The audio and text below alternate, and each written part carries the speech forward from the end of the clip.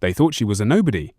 When Madison Hayes walked into the cliffside wedding venue wearing a simple ivory dress and a thrift store pearl hairpin, whispers spread like wildfire. She didn't belong here, not in a crowd full of tech moguls, senators, and Forbes cover stars. You could see it on their faces. The sneers, the glances, the sideways smirks exchanged between cocktail-sipping guests in $1,000 tuxedos. She must have trapped him, one woman muttered behind a flute of champagne. She's just a waitress. No way this is real, said another. But Madison just smiled. She stood at the altar beside the man they all admired, Julian Cross, tech billionaire, co-founder of Lumira Systems, and America's youngest self-made mogul. The press called him a genius recluse, the kind of man who could move markets with a single tweet, and today he was marrying her. No one could understand why, and they weren't quiet about it. During the ceremony, Madison could feel the judgment crawling across her skin like static. It wasn't just the guests, it was the staff too. The wedding planner avoided her eyes. The venue's manager addressed every question to Julian, and the hairstylist that morning had asked half-joking if she was just the assistant. But the worst came at the rehearsal dinner the night before. Madison had arrived 10 minutes early, hoping to greet Julian's board members politely. Instead, she overheard them laughing from across the room. "I give it 6 months," one of them scoffed. "She's going to walk away with a check and a cookbook deal." "I mean, come on," another chuckled. "She works at a diner. She probably thinks IPO is a brand of shampoo." Madison had stood there, invisible in plain sight. She didn't interrupt. She didn't cry. She just turned around and stepped outside into the freezing air, letting the cold remind her that she was still real even if they refused to see her that way. And today, under the soaring arch of white roses and sky, that same board member sat 3 rows back, smirking as he scrolled through his phone. The ceremony hadn't even started, and already the tabloid headlines were rolling in. The waitress and the billionaire, fantasy or fraud? Cinderella syndrome. Is Julian Cross having a breakdown? Madison saw it. She felt it. And still, she stood tall. What they didn't know, what none of them could imagine, was that Madison wasn't standing there because of money, looks, or status. She was standing there because of a Tuesday night 3 years ago. A night that started with a storm, a pie, and a broken man walking into her diner half-soaked and completely hollow. But she hadn't told that story. Neither had Julian. Because sometimes the most sacred things live in silence until the moment truth demands to be heard. The violinist played the opening chords. Madison turned toward Julian. He looked at her not with pride or possession, but with awe, as if she were the anchor that kept him from drifting too far from the shore. The vows began. And yet, even in that moment, the tension in the air was suffocating. Some of Julian's friends looked embarrassed. One bridesmaid was already whispering to another. Even Madison's own cousin, seated at the edge of the aisle, looked down at her shoes with quiet discomfort. It was clear what everyone was thinking. Why her? Why not a supermodel? A CEO? An heiress? Why choose the woman who spent the last 6 years wiping tables and refilling ketchup bottles at a rundown diner off the interstate? No one dared ask it out loud until one person did. Midway through the reception, after the champagne had been poured and the string quartet had taken their break, Julian stood up. He clinked his glass gently. The room fell quiet, not out of respect, but curiosity. He wasn't supposed to give a speech. That had never been part of the plan. His best man looked nervous. His publicist reached for her phone. Even the photographer lowered his camera. "I wasn't going to say anything today," Julian began, "but I see the looks, I hear the whispers, and I think it's time I told the truth." He glanced at Madison, who blinked in surprise. This wasn't rehearsed. The crowd leaned in. "You think you know me," Julian continued. "You think you know Madison, but you don't. Not really. And you certainly don't know the night that changed my life, the night I nearly ended it." A ripple passed through the room like a shockwave. Julian Cross, the untouchable billionaire, was speaking about death, about darkness, about suicide? People froze. Some shifted uncomfortably. Others looked around, unsure if this was part of some grand speech or PR stunt. But Julian didn't waver. He looked straight into the heart of the room and said, "There's something you should know about this woman. She didn't chase me. She didn't ask for any of this. In fact, the night we met, I had nothing to give her except silence and sadness." That's when Madison realized he was telling the story, their story, the one no one had ever heard. And the entire room was about to learn that the simple waitress they had mocked was the only reason the man they admired was still alive. 3 years earlier, Long before the wedding, before the tabloids and whispers and pearls, Madison had been working the closing shift at Harborview Diner. It was a washed-out Tuesday in November of those nights where the sky feels like it's about to fall and the rain never stops. She was wiping down table 6 when the front door creaked open and a man stepped in, soaking wet, trench coat sagging like he'd been walking for hours. No umbrella, no luggage, no expression. He looked like someone who hadn't slept in days. He didn't say a word, just sat in the farthest booth and stared out at the storm. Madison walked over, quietly placed a hot mug of coffee in front of him, and asked, "You want a menu or just warmth?" The corner of his mouth twitched. Just warmth. She didn't press him. She didn't recognize him. To her, he wasn't a celebrity or a billionaire or a headline. He was a man with rain in his eyes and silence in his bones. Over the next hour, she refilled his coffee without asking, brought him a slice of fresh cherry pie, and shared a few words about how awful the weather had been for business. "I used to like the rain," he said softly. "Now it feels like punishment." Madison paused, then replied, "Maybe it's just waiting for someone to remind it how to be gentle again." He looked up at her for the first time, and though he didn't say it, something shifted. When he left a $20 bill under the plate and whispered, "Thank you," not like someone thanking a server, more like someone whispering gratitude to a lifeline they didn't expect. She didn't think she'd see him again, but the next Tuesday, at exactly 10:06 p.m., the bell above the door rang and there he was. Same booth, same weathered eyes, same quiet. It became a pattern. Every Tuesday night, without fail, he showed up at the diner. Madison never asked for his name, and he never offered it, but week by week, their conversations deepened not in volume, but in weight. They didn't talk about careers or money. Instead, they talked about pastries, grief, dreams deferred. Madison mentioned her dream of opening a bakery next door, called Salt Plus Sky, where people could sit and feel like they mattered. He listened, really listened. Unlike other customers who stared at their phones or complained about lukewarm fries, this man who still hadn't told her his name seemed genuinely curious about her world. He asked about her late father, a retired Navy cook who'd taught her how to knead dough and fix a leaky faucet. He asked about her mother's arthritis. He even asked what scent of candle she kept in her apartment. She didn't realize it then, but he remembered every answer. And Madison began to look forward to Tuesdays the way a child waits for spring. She found herself redoing her lipstick just before he arrived. She started experimenting with pie crusts.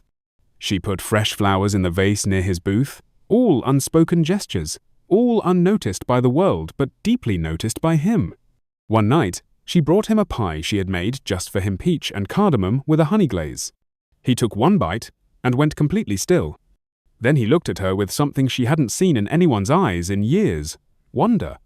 "You made this?" he asked. She nodded. "It tastes like memory," he said. He didn't elaborate. He didn't need to. But what Madison didn't know, what none of the other diners knew, was that Julian Cross, one of the most powerful men in America, had spent the last 3 years completely alone. Since the tragic loss of his younger brother Michael in a car accident, Julian had withdrawn from the world. No interviews, no parties, no relationships, just boardrooms and headlines and silence. Until Madison. Every Tuesday night in that little booth, he felt seen. Not as a brand, not as a billionaire, not as a business, just as a man with a scarred heart and a hunger for something real.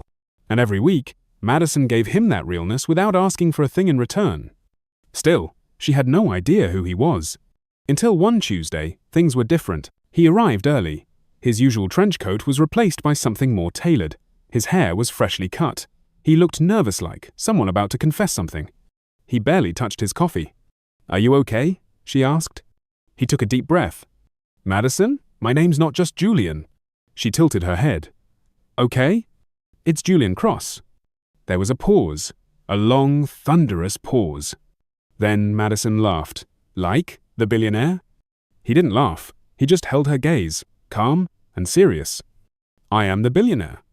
Silence dropped between them like glass. Madison stared, her hands frozen around the coffee pot. Suddenly, she saw him not just the tired man in her booth, but the one on magazine covers, the face of Lumera Systems, the one who'd once shared a stage with the president. "You're serious?" He nodded. And before she could spiral into shock or denial, he reached across the table and whispered, "I didn't tell you because I didn't want to be him here. I just wanted to be me." Madison didn't say anything. She just sat down. across from him, level. "I liked you better before I knew," she finally said. "You talked less about money and more about candle scents." He smiled. And in that moment, everything they'd built on pie, silence, and Tuesdays suddenly had a name. It was love. Not the fairy tale kind. The real kind. The kind born in quiet booths and rainy nights where two souls find peace, not because of who they are on paper, but who they are when no one's watching.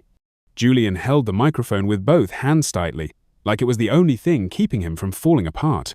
For a second, the room at the reception was so still, so breathless, you could hear the waves crashing against the cliffs outside the glass walls. Guests froze mid-sip. Phones were tucked away. Even the servers stood at the edge of the room, waiting. "I know many of you are wondering why I'm here today," Julian began, his voice quiet but unwavering. "Why I married her." He turned and looked at Madison, his eyes soft but glinting with something deeper, something wounded and raw. She gave him the tiniest nod, as if to say, "Tell them, I'm here." Julian took a breath. 3 years ago, I lost my younger brother, Michael. He was my best friend, my only real family. We were partners in everything. And one night, a drunk driver ran a red light and shattered everything. You could hear the intake of breath across the room. No one had ever heard him speak about Michael publicly, not in interviews, not at press conferences. This was sacred territory. "After the funeral," Julian continued, "I disappeared. Most people thought I went on a retreat or took time to focus on work. That's what the press said. What really happened was I shut down, completely. Nothing mattered anymore, not the company, not the money, not the legacy. I felt hollow." He paused. His voice cracked slightly. "I spent 6 months going through the motions, smile for the cameras, show up at meetings, pretend I was fine, but I wasn't, and no one noticed, no one asked. Now the judgment in the room had evaporated. The smirks were gone. People were leaning forward, listening, like their lives depended on it. On the 22nd of October, Julian said, I made a decision. I was going to end my life that night." Madison's hands clenched in her lap. She'd heard this before once, in that booth where he had first told her, but hearing it here, in front of the people who had mocked her, it landed differently. It hit like thunder.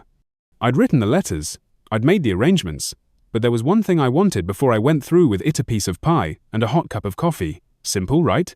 He gave a half smile, sad and grateful. "So I walked into a diner. I chose a place no one would recognize me. No PR team, no cameras, just rain, vinyl booths, and anonymity. Now people were shifting in their seats, not from discomfort, but from realization. This wasn't just a speech, this was a confession." "And then," Julian said, turning toward Madison again, "a woman brought me coffee without asking. She didn't recognize me. She didn't flinch at my silence. She didn't push. She just said, 'Rough night?' and sat the coffee down like it was the most ordinary thing in the world." You could hear sniffles now, quiet ones. "She refilled my cup 3 times, talked to me about her dreams, dreams no one else had asked about in years. She told me about a bakery she wanted to open, how she was saving every dollar. And she didn't say any of it to impress me. She said it because she believed in it." Julian's voice grew firmer. "That night, she reminded me of something I'd forgotten what it meant to be alive. Not successful, not admired, just alive." His hand trembled as he placed the mic down on the table and walked back to Madison. He didn't sit. He stood beside her, and with his eyes now glistening, said, "I didn't marry her because I saved her. I married her because she saved me." Silence. Then a single clap. It was Julian's best man, CEO of a $4 billion cybersecurity firm, standing and applauding, tears in his eyes. Then another, and another. And suddenly, the entire room was on their feet, clapping, sobbing, embracing the weight of what they'd just heard. The same guests who had whispered behind champagne glasses now wept openly. The same board members who'd predicted divorce were shaking their heads in disbelief. And Madison's own cousin, who had avoided eye contact since the wedding began, walked over, hugged her tightly, and whispered, "I'm sorry. I was so wrong." Across the room, the photographer stood frozen, her camera dangling at her side, mascara streaking down her cheeks. But Madison, she didn't cry. She simply placed her hand over Julian's heart and whispered, "You made it. We made it." For the first time that day, she no longer felt like the outsider. She wasn't the waitress anymore. She wasn't the girl who didn't fit the dress code. She was the reason the man they all admired was standing there at all. And now, they knew. Their love story hadn't started at a gala or on a yacht. It hadn't been fueled by headlines or strategy. It had started with coffee, with pie, with two broken souls who found quiet in each other's company and chose to stay when the world said they didn't belong. And for once, the world listened. The applause didn't end with the reception. In the days that followed, the story of the billionaire and the waitress who saved him spread like wildfire, not through tabloids this time, but through something more powerful people's hearts. A video clip of Julian's speech filmed shakily on someone's phone went viral within hours. It showed him standing beside Madison, voice shaking, revealing the night he nearly gave up, and the woman who unknowingly pulled him back. The caption read, "She didn't know who he was, but she knew he was hurting." Thousands of people shared it, not because it was glamorous, but because it felt real, because everyone had once been that broken, or had met someone who helped them stand again. Suddenly, the world saw Madison differently. But by the time the story hit morning talk shows and podcast panels, Madison and Julian had already left the country. Not for some luxury honeymoon, but for 3 quiet weeks in a cabin by Lake Louise, with no phones, no staff, no media, just the two of them, catching their breath, rediscovering stillness. When they returned, they didn't throw lavish parties or pose for Vogue. They opened a bakery. It sat right next to Harborview Diner, in the same quiet stretch of street where it all began. The sign above the door read, "Salt plus Sky." On opening day, there was no red carpet, no PR, just a chalkboard on the sidewalk that read, "If you need a place to rest, you're welcome here, M and J." Inside, the bakery was everything Madison had dreamed of, but more importantly, it was what others needed. There were no fancy uniforms. The staff included a teenage mother, a man just released from prison, a retired school janitor who'd lost his wife. Everyone was given a second chance, a seat at the table. And Madisonche was there every morning at 6 a.m., tying her apron, flour on her hands, serving the exact same pie that started it all. People came from all over just to sit at booth number 3. They didn't come for the fame. They came because they wanted to remember that kindness still mattered. One afternoon, a woman sat in that booth for hours, quietly crying into her coffee. Madison noticed. She didn't ask questions. She just refilled the cup, brought over a slice of warm peach cardamom pie, and said, "Whatever it is, you don't have to go through it alone." The woman looked up through tears and whispered, "That's what I said to my son once, before I lost him." Madison sat with her, just like she'd once sat with Julian. No advice, no fixing, just presence. That's what Salt plus Sky became. Not just a bakery, but a sanctuary. A place where you could walk in unseen and still feel like you mattered. Meanwhile, Julian returned to work. But he worked differently now. His company, Lumira Systems, launched an internal mental health program for all employees, including anonymous weekly drop-ins with trained therapists. He spoke at conferences not about revenue or strategy, but about grief, loneliness, the human cost of pretending to be okay. He told every story, except the one detail that remained just for them. The booth. Every Tuesday night, without fail, Julian and Madison still met at booth number 3. Even after marriage, even after everything, they called it coming home. No cameras, no assistants, just the two of them, coffee and pie, reliving the night that changed both of their lives in opposite ways but saved them just the same. And the people who once doubted Madison? The ones who sneered and whispered? They faded. Some sent quiet letters of apology. Others showed up at the bakery and stood silently in line. Madison never asked for acknowledgement. She didn't need it. Her dignity didn't require permission. She had never tried to prove her worth. She simply let the truth stand on its own. That's how you win. Not by shouting, not by clapping back, but by letting your life speak. And it did. Madison's story became part of something larger, a national campaign around invisible kindness. Schools showed her video. Counselors quoted her words. And when she was offered a book deal, she titled it simply, The Booth. In the final chapter, she wrote, "I didn't save him because I knew who he was. I saved him because I knew what pain looked like. We're all walking past people who are one kind word away from choosing to stay. Don't underestimate the quiet power you carry." Today, Salt plus Sky has 4 locations. Madison still works the early shift. Booth number 3 is still reserved for anyone who needs to be seen. And on the wall behind the counter, there's a framed photogranny, black and white. It's of Madison, handing Julian a cup of coffee, rain in the background, smile on her face. No makeup, no diamond ring, just a woman offering warmth to a stranger. That moment didn't win her fame. it saved a life and changed the course of everything. Greatness doesn't always arrive in spotlights. Sometimes it walks in late at night, wearing an apron and holding a pie, asking if you're okay. Sometimes, the person we least expect carries the light we need most. So be kind. You might be the reason someone chooses to stay.